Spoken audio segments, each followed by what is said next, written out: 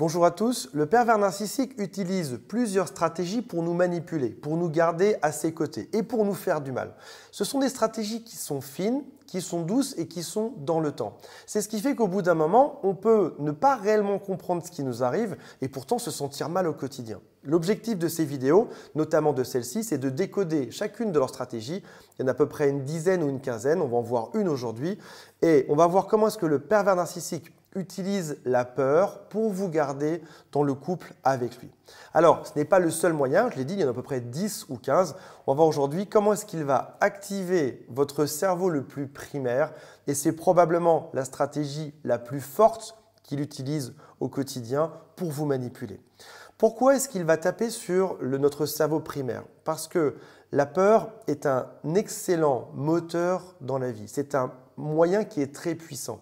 Alors, bien évidemment, c'est quelque chose qui est totalement infect que de manipuler quelqu'un par la peur, mais c'est quelque chose qui est très efficace. C'est ce qui fait qu'au bout d'un moment, on va avoir du mal à raisonner de manière correcte ou à avoir du discernement. Je vous explique tout dans un instant, je vais même vous donner les phrases précises que votre pervers narcissique vous a dit et je pense que ça va vous surprendre parce que la majorité des pervers narcissiques utilisent exactement les phrases que je vais vous dévoiler aujourd'hui. Avant de démarrer, si ça vous dit, abonnez-vous, ce n'est pas un ordre, ce n'est pas la peur que je vous donne. Si vous le souhaitez soutenir ce mouvement, abonnez-vous, cliquez sur j'abonne puis sur la cloche qui est juste à côté. Il y a aussi un quiz qui s'intitule « Est-ce que cette personne est perverse narcissique ou pas ?» C'est juste en dessous, ça prend à peu près 30 ou 60 secondes pour le savoir. Vous êtes mes ambassadeurs, tout ce que je vous donne aujourd'hui, ce sera à vous de le donner plus tard. Et si vous le souhaitez, appelez un conseiller de mon équipe, c'est juste en dessous, c'est gratuit, comptez entre 2 et 3 jours pour avoir un rendez-vous. Alors, on peut se demander comment est-ce que la peur permet de manipuler quelqu'un et de le garder à ses côtés. C'est ce qu'on va voir aujourd'hui. Le pervers narcissique va créer ce qu'on pourrait appeler un climat d'insécurité. En gros, vous avez déjà vécu des relations amoureuses avant ou des relations amicales, mais là tout d'un coup, vous ne vous sentez pas en sécurité au quotidien. Et on l'a dit, la peur, c'est un des leviers humains les plus puissants. C'est aussi celui qui est le plus primaire. Il vient taper dans les couches les plus basses de notre cerveau. On imagine par exemple un homme préhistorique qui allait se faire manger par un animal gigantesque. La peur fait qu'il arrive à courir ou qu'il se cache. Parce qu'il a peur, il va déployer une énergie dingue pour survivre. Donc en gros, j'ai peur, donc je passe à l'action pour ne plus avoir peur ou pour me protéger. Aujourd'hui, par exemple, si ça se trouve, vous avez un travail que vous adorez, ou si ça se trouve, comme 70% des Français, vous détestez votre boulot, mais peut-être que vous avez peur de vous retrouver à la rue, ou de ne pas avoir de quoi vous payer à manger, ou peut-être de ne pas pouvoir payer les traites de votre voiture, ou de ne pas pouvoir simplement nourrir vos enfants. Donc peut-être que votre travail a des raisons louables, et c'est ce que j'espère pour tout le monde, peut-être aussi qu'il y a une toute petite partie de tout ça qui est de la peur. J'ai peur que si jamais je perds ce job, je n'ai plus de quoi me nourrir ou me loger juste après. Donc parfois, on fait des choix par sécurité. Ce n'est pas forcément des choix qui nous développent, qui nous rendent heureux, c'est juste par sécurité. Un autre exemple, peut-être que vous avez un vieil iPhone qui ne vaut pas grand-chose aujourd'hui ou un vieux porte-monnaie qu'on vous a offert il y a 10 ans. Ce n'était pas très important dans votre vie. Tout d'un coup, vous le perdez, vous avez peur de ne pas le retrouver. Vous allez mettre une énergie incroyable pour retrouver cet objet alors que c'est pourtant peut-être un vieil iPhone, peut-être un vieux, n'importe quoi, un vieux portefeuille, mais tout d'un coup, ça devient gigantesque. Vous allez tout retourner pour le retrouver, vous allez rappeler les endroits où vous étiez, les amis où vous étiez pour arriver à retrouver ce téléphone qui finalement vous plaisait beaucoup. Le pervers narcissique va jouer sur le même genre de peur. Alors, il y a différents types de peurs qu'on va étudier ensemble. Tout d'abord, il y a ce qu'on pourrait appeler des peurs externes. Peut-être que le pervers narcissique vous a dit qu'il vous protégerait, qu'avec lui, il n'y aurait plus de problème. Peut-être qu'il vous a dit aussi que les autres étaient mauvais. Mettez-moi en commentaire si c'est vrai ou pas. Peut-être aussi qu'il vous a dit que certaines personnes vous voulaient du mal. Par exemple, ton ami Eric te veut du mal. Ta copine Claire, elle est malsaine. Attention à tout ça. À ton travail, fais très attention à ton PDG, à ton boss ou à ton collègue de bureau. En gros, ils te disent la chose suivante, c'est il ne faut plus parler à cette personne parce qu'elle te veut du mal. Donc en gros, il crée un cocon où il y a vous deux contre le reste du monde. Et il vous avertit de beaucoup de personnes. Mais si on regarde bien, les personnes contre qui ils vous mettent en garde, ce n'est pas forcément des mauvaises personnes. C'est juste des personnes qui n'arrangent pas vraiment le pervers narcissique. Le pervers narcissique a intérêt à vous isoler, à vous garder seul et à vous séparer de tout point de référence, de toute personne qui pourrait vous sortir de son emprise. Ils peuvent te dire aussi des phrases comme « Tu as bien de la chance d'être avec moi, je suis une personne parfaite ». Mettez-moi si c'est le cas en commentaire en dessous. Par exemple, ils peuvent te dire aussi dans ton travail, fais attention à un tel, fais gaffe à lui là-bas, fais très attention à elle, on me raconte des choses sur elle. Et ils peuvent te dire aussi, tu devrais changer de boulot parce que là où tu es aujourd'hui, c'est pas forcément bon. Les gens sont malsains. Son objectif, il est double. D'une part, vous déraciner de l'endroit où vous avez tous vos amis, vos collègues de travail. Et d'autre part, c'est peut-être gagner plus d'argent à l'ailleurs. Et son intérêt, c'est pas forcément de vous protéger, ça peut être juste de vous isoler et de récupérer plus d'argent pour profiter de vous à la fin. Dans son discours sur les peurs externes, il est toujours en train de te sauver. Il te sauve de toi, de tes problèmes et surtout, il te sauve des autres. Grâce à ta pervers narcissique ou ton pervers narcissique, tu n'as plus besoin d'avoir peur parce qu'il te répète au quotidien qu'il te protège de toutes ces agressions externes. En gros, si on réfléchit bien, le monde entier est mauvais. Par contre, ton pervers narcissique, c'est vraiment la bonne personne. Quand on y repense après coup, on se dit mais c'est vraiment tellement n'importe quoi.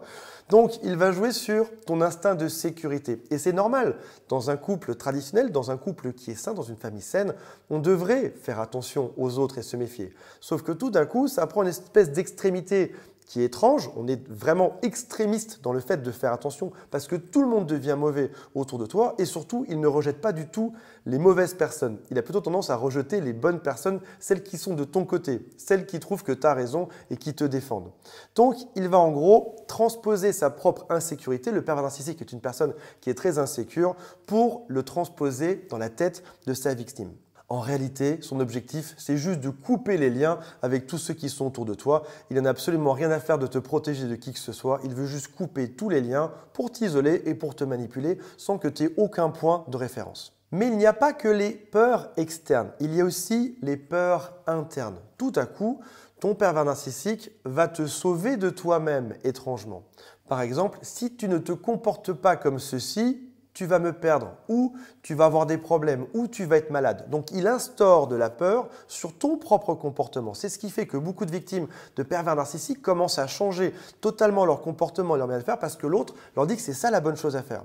Ils peuvent aussi te dire des choses comme « si tu ne fais pas ça pour moi, tu seras puni ». Tous les autres couples font ce genre de choses, donc tu devrais faire ça. Comme tu es mon mari, tu devrais me donner tout ton argent. Comme tu es ma femme, tu devrais rester à la maison, ne plus voir tes copines et me faire à manger en permanence. Comme tu es une personne que j'aime, tu devrais faire ceci. Mettez-moi en commentaire si vous avez vu ce genre de choses. C'est extrêmement typique. Il t'impose un style pour te sauver de ta propre vie en interne et la peur qu'il te donne, c'est si jamais tu ne fais pas ça, tu auras des problèmes de santé, on va peut-être se séparer, tes enfants auront des problèmes, nos enfants, on va peut-être devoir bouger d'ici et à l'ailleurs. Donc, ça veut dire qu'il faut que tu changes parce que je te dis de changer, ce qui est totalement malsain vu qu'il invente ces règles au fil de l'eau. Donc, ça veut dire que le pervers narcissique devient pompier pyromane. En gros, il allume des feux, il te fait peur et après ça, il vient te rassurer. Attention, tous tes amis te veulent du mal, mais je suis là pour te dire qui est la bonne personne.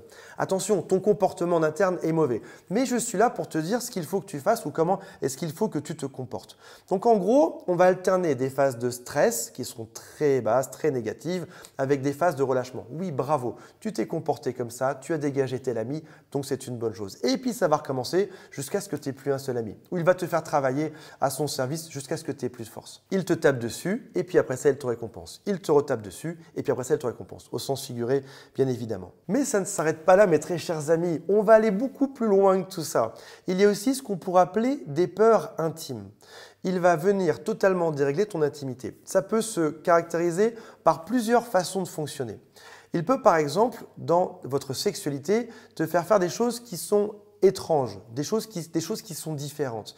Il peut donc t'emmener dans des comportements pervers pour ensuite te les reprocher. Il peut aussi dire, par exemple, attention, si jamais tu me quittes, je vais dire à tout le monde que tu te comportes comme ça dans l'intimité. Donc ça veut dire qu'en gros, il te pousse à avoir des comportements qui peuvent être pervers dans la sexualité. Dites-moi si c'est le cas, ce n'est pas toujours le cas, c'est à peu près une fois sur deux, une fois sur trois. Il te pousse à faire des choses différentes dans votre intimité et après ça, il va soit te les reprocher, soit te menacer de dire « si jamais tu te comportes différemment, je vais dire à tout le monde qui tu es et ce que tu me fais subir précisément ». Alors que c'est encore une fois lui ou elle qui a initié ça et après ça qui va venir te le reprocher avec derrière le fameux affront qui est « si jamais tu ne fais pas ce que je veux, je vais dire à tout le monde quel type de personne tu es ». Toi, tu te dis « c'est fou parce que tu m'as poussé à faire ce genre de choses, mais au final, tu me reproches et tu vas le dire à tout le monde derrière ». dans l'intimité, on n'est pas du tout dans ce qu'on pourrait appeler un partage intime ou une vraie connexion émotionnelle. D'ailleurs, si vous l'avez remarqué, lorsqu'on embrasse un pervers narcissique, quand on fait l'amour avec un pervers narcissique, il y a toujours une espèce de décalage. On se sent toujours, on est là, l'autre est là, mais c'est comme s'il n'y avait pas cette fameuse connexion. L'autre n'est pas vraiment là. Donc ça veut dire que pour certaines victimes, il peut même aller jusqu'à des chantages d'humiliation sur la place publique. Si jamais tu ne fais pas ce que je te demande, je vais dire à tout le monde ce qui se passe réellement dans notre couple. Il peut aussi utiliser parfois des peurs secrètes, des choses que vous avez révélées au tout début de la relation. Vous savez, pendant la phase de lune de miel, pendant 2-3 mois, quand tout se passe bien, c'est là qu'on se livre en général. Mais le pervers narcissique ne s'est jamais livré, lui. Vous avez parlé, blablabla, bla, bla, bla, j'ai tel type de peur, il m'est arrivé ça il y a 5 ans, j'ai fait ceci dont je ne suis pas fier. Il a tout noté dans sa tête ou sur un cahier pour tout vous ressortir après. Ah, tu menaces de me quitter aujourd'hui? Qu'est-ce qui se passerait si tous les gens savaient qu'il y a 3 ans de ça, il y a 5 ans de ça, ou quand tu étais petit, ou ton père est comme ci, ou ta mère est comme ça? Qu'est-ce qui se passerait si les gens savaient ça? C'est ce qui fait qu'au bout d'un moment, la victime n'arrive plus à combattre. Elle se dit, il y a tellement de dossiers, cette personne m'aide à avancer dans ma vie, mais il y a beaucoup de dossiers, pourtant je me sens un peu en prison au quotidien, et si jamais je pars, il va se passer ça après, et on se retrouve coincé dans ce genre de relation. Ça veut dire en gros qu'on devient l'objet du pervers narcissique, et on n'est pas ce qu'on pourrait appeler son partenaire relationnel émotionnel, pas du tout. On est juste un objet qu'il manipule avec des peurs en permanence. Peur externe, peur interne, peur sur l'intimité ou peur sur des secrets révélés. On est donc dans une situation où le piège se resserre et la seule solution de tout ceci, c'est bel et bien notre pervers narcissique. En tout cas, selon lui, selon son point de vue, c'est lui qui nous sauve de tout ça. Mais comme on l'a vu dans toutes ces peurs qu'on a énoncées, c'est lui qui vient mettre le feu et qui vient l'éteindre juste après. Et le cycle recommence, recommence, recommence. Il peut aussi te faire croire que c'est ta seule ressource aujourd'hui. Tu as bien de la chance d'être avec lui parce que si tu n'étais pas là, tu serais tombé dans des situations qui seraient vraiment catastrophiques. Il est là pour te guider. Sauf que quand tu réfléchis, cette personne-là passe son temps à te critiquer, à te faire changer de position, à t'utiliser en permanence et à menacer de tout dire aux autres. Et derrière, il s'annonce comme le sauveur parce que grâce à lui, tu es différent. Toi, comme tu es souvent une personne qui a beaucoup d'empathie ou un hypersensible ou un haut potentiel, tu vas te laisser guider par ça. Tu vas dire si ça se trouve, il a raison. La plupart des hauts potentiels sont un peu comme moi en décalage avec les autres. Donc on a tendance à se raccrocher à ce que les autres vont nous dire. On va se dire s'il le dit, c'est que c'est probablement vrai. Il a l'air de bonne intention. On est souvent aussi, quand on a beaucoup d'empathie, en train de se dire cette personne a peut-être un bon fond, il a peut-être raison au final.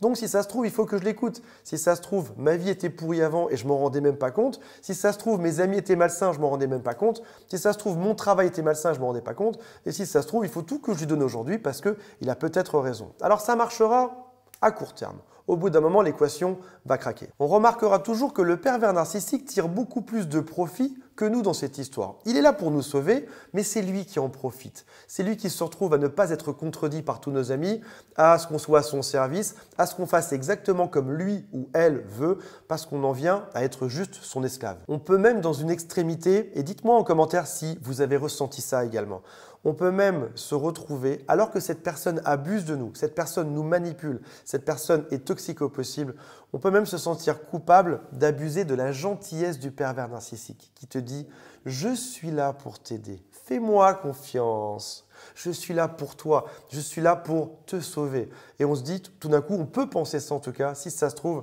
cette personne est extrêmement gentille et il fait tous ses efforts réellement pour moi. Ce qui est totalement faux. On est dans une situation qui est anormale. Chacun a son libre arbitre. On laisse faire aux gens exactement ce qu'ils veulent tant qu'ils ne dérangent pas l'autre. Personne n'est là pour juger ta façon de faire, te critiquer ou te dire quels amis sont bons ou pas bons dans ta vie. Il y a une phrase très importante à retenir. Une personne saine ne validerait jamais la culpabilité de l'autre. Jamais tu n'appuierais sur la culpabilité de l'autre si tu étais une personne saine. Maintenant, posez-vous la question, est-ce que ce pervers narcissique n'a pas été avec un couteau dans la plaie de ma culpabilité, insister à fond, me menacer, dire qu'il allait en parler à tout le monde ou me dire que j'étais une mauvaise personne par rapport à ça? Est-ce que c'est une chose saine? Non, la réponse n'est pas du tout. Donc, ce sont que des peurs artificielles que lui-même a créées et lui vient en héros derrière pour vous dire qu'il va vous sauver de tout ça. Ce qu'on attendrait d'une relation saine, ce serait une personne qui soit honnête, intègre, bienveillante et surtout qui ait de la compassion pour nous. Une personne qui soit réellement là pour nous aider sans forcément nous avoir planté un couteau dans le dos juste auparavant. Toutes ces peurs qu'il a créées artificiellement vont commencer à créer du stress chez nous. On va se sentir mal et on va se sentir dépendant de tout ça. On est dans une situation où on a peur. Qu'est-ce qu'on veut faire, comme on l'a vu au début de la vidéo? On veut sauver la situation. On veut se sauver soi-même. Ça veut dire qu'on va mettre une grande énergie. Notre cerveau va aller à toute vitesse. On veut trouver une solution pour ne plus avoir peur. Quelqu'un nous dit qu'il y a plein de dangers. On s'active et c'est quelque chose qui est extrêmement épuisant à terme. Parce qu'on est toujours sur le qui-vive, à se demander qu'est-ce que je fais de mal? Qu'est-ce que les gens autour de moi veulent faire de moi? Est-ce qu'ils veulent m'abuser? Est-ce qu'ils vont être violents avec moi? Est-ce qu'ils sont dangereux? Donc on est dans une situation, si votre couple a duré quelques mois, quelques années, quelques décennies, on est toujours dans le stress. Notre cerveau turbine. Lorsqu'un homme préhistorique veut se faire manger par un crocodile ou autre, sa peur dure quelques minutes. Après ça, il est soulagé, ça va mieux, il est en sécurité, il vit dans sa grotte et tout va bien. Sauf qu'un pervers narcissique à petite dose va utiliser ça comme un poison. Pendant des années ou des décennies, on va vivre avec ce stress. Notre cerveau qui turbine à fond, tout notre corps qui se met en état d'alerte et c'est extrêmement malsain. Il faut donc, au bout d'un moment, que vous ayez conscience de vos propres besoins. Qu'est-ce que je veux moi dans la vie? Si cette personne-là n'était pas en face de moi, qu'est-ce que moi je veux dans ma propre vie? Qu'est-ce que moi j'estime bon? Qu'est-ce que moi je n'estime pas bon? Quels sont les amis que je veux garder? Quels sont les amis que je ne veux pas garder? C'est à moi de décider. En plus, vous aurez une bonne surprise à la fin. Si vous l'avez déjà quitté ou quand vous le quitterez, vous remarquerez que le pervers narcissique ne passe pas à l'action. Alors certes, il aboie beaucoup, mais il fait rien du tout au final. Parce qu'il n'a jamais rien fait de sa vie. Il n'a jamais avancé dans sa vie. Et si jamais il disait du mal des autres, ça pourrait lui desservir socialement. Un pervers narcissique a besoin de briller en société. Si jamais il dit du mal, il va être vu comme quelqu'un de malsain, donc il ne pourra pas dire grand-chose. Et si jamais même il le faisait, est-ce que ce serait très grave qu'il dise un peu de mal de vous? Qu'est-ce que vous préférez aujourd'hui? Être sain, heureux ailleurs ou être dans ce couple terrible qui vous rend triste au quotidien? Voilà mes amis, j'espère que ça vous a donné une bonne information sur ce que vous avez vécu, ce que vous vivez aujourd'hui. Je pense que ce sont des stratégies, on a dit qu'il y avait entre 10 et 15 stratégies qu'il faut décoder une à une. Elles sont tellement discrètes et sournoises et dans le temps qu'on peut passer totalement à côté. Et si jamais ça vous a plu, mettez un like, faites le quiz et on se retrouve demain pour une prochaine vidéo. Salut à tous, bye.